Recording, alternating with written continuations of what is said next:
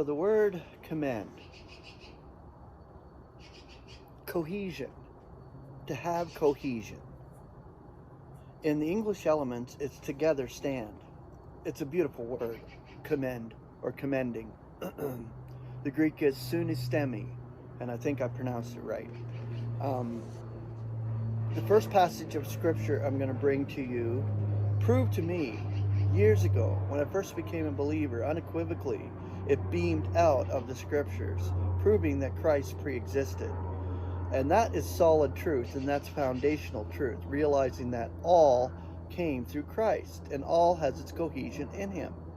And of course, this is Colossians chapter 1, verses 16 through 17. So the word commend is beautiful,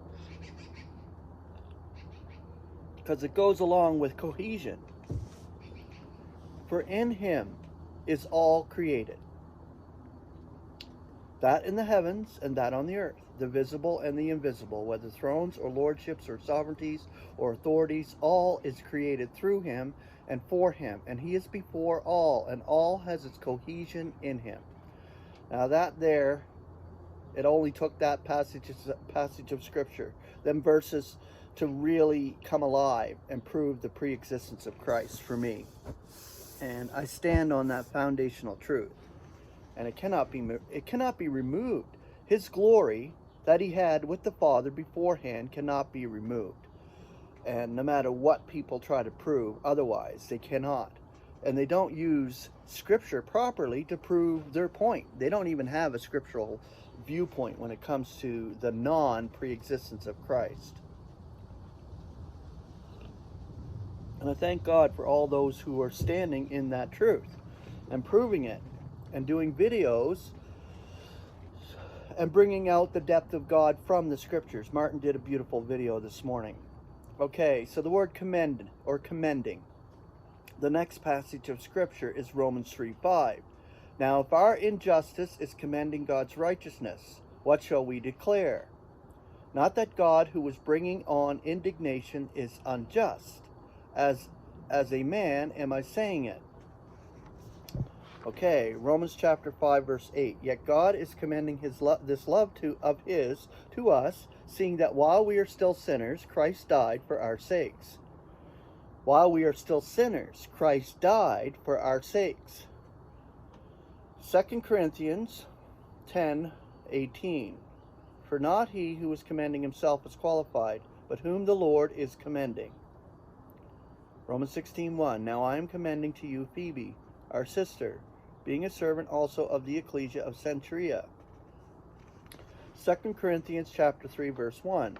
Are we beginning again to commend ourselves, or need we not, even as some commendatory letters to you or from you? 2 Corinthians 4:2. But we spurn the hidden things of shame, not walking in craftiness, nor yet adulterating the word of God, but by manifestation of the truth, commending ourselves to every man's conscience in God's sight. 2 Corinthians 5:12. Not again are we commending ourselves to you, but are giving an incentive to you by boasting over you, that you may have it. For those who are boasting in personal appearance is not in heart. 2 Corinthians 6:4. But in everything we are commending ourselves as servants of God, in much endurance, in afflictions, in necessities, in distresses. 2 Corinthians 12:11. I have become imprudent. You compel me. For I ought to be commended by you. For I am not deficient in anything pertaining to the paramount apostles, even if I am nothing. Galatians 2:18. For if I'm building again these things which I demolish, I am commending myself as a transgressor. 2 Corinthians 7:11. For lo, this same thing, for you to be made sorry according to God, how much it produces in you of diligence, nay defense, nay resentment, nay fear, nay longing, nay zeal, nay avenging. In everything you commend yourself to be pure in this matter. And the last one, 2 Corinthians 10:12.